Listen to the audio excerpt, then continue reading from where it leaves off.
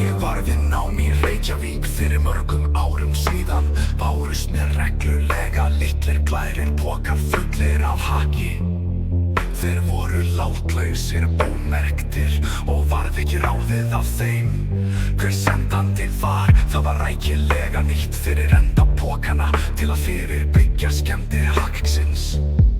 Öll handbrögð voru til marks vandvirkni og einlæga virðingu fyrir hakkinu. Ég vissi fyrir víst að faðir minn stóð að baki þessum sendingum. Að öðru leyti var mér ekki kunnugt uppruna, tilurð eða framleiðslu hakksins. Var hakkið nefnt Eyjólfshakið eða Örlagahakið.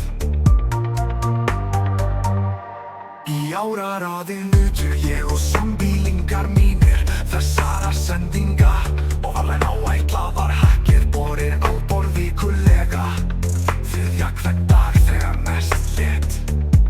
Það fór ekki mikið mála þegar heimilismenn höfðu lagt sér hakkið til munns. Þeir voru rjóðir í kinnum, salta leir og murrað í þeim. Hvar þeir lágu flatir með tannstöngur í munnviki. Að flokklu og hóflegu bóti voru þeir aftur á móti.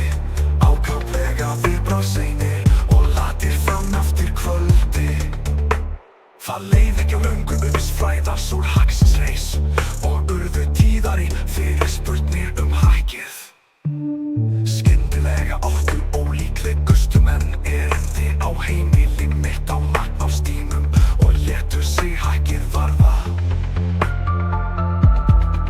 Uppi var fótu og þeitt þegar orðrómur komst á kreik að ný sending af hakkinu væri komin í hús. Menn voru sólgnir í hakkið, þeir gráðustu, slefuðu og góluðu eins og hungraðir úlfar þegar hakkið barst til tals. Angan af hakkinu var leiðarvísir að dyrastaf íbúðar minnar, auk heldur lagði auðþekkjanlegan reykstrókur í búðinni þeim að treystu þess.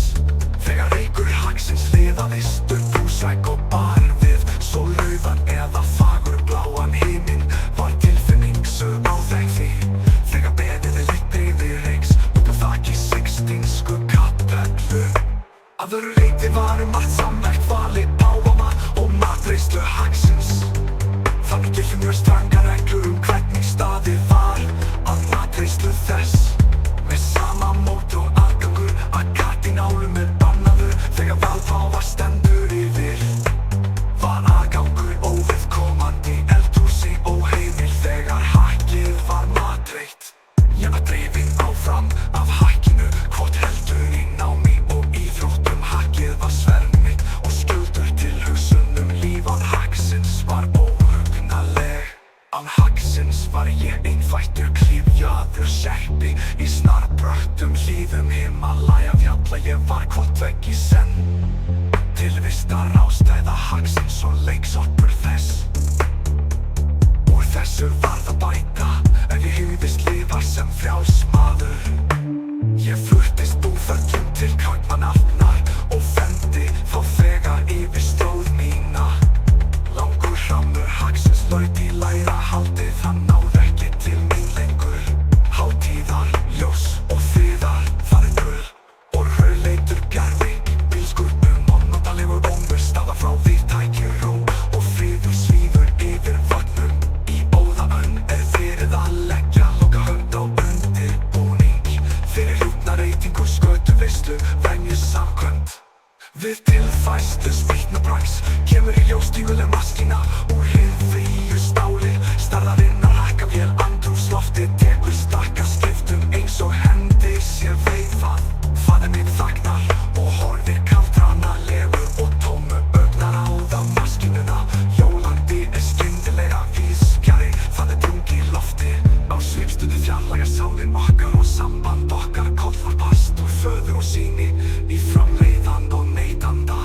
Við stöndum andspænis hvor öðrum, neytandinn sem ánetjaðist hakkinu og framleiðandinn sem lagði álög herra neytandans. Það hlakkar í honum þegar hann verður þess áskynja. Hver ég hef orðið vísari, framleiðandinn snýr sér að vélinni, strýkur varfærislega yfir hana og tala til hennar blíðum rómi. Með yfirbrátt á leinsmanns framkalla hann urgur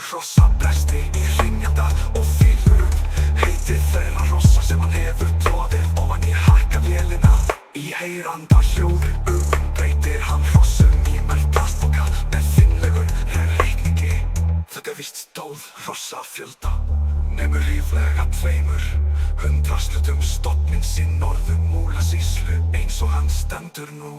Krossin voru hlutu niður og tróðin ofan í vélina. Bensinar, ljós, augu, inniglir hræjar, allt á þau var legt. Hverju nafni sem nefnist, engu var kastað fyrir róða.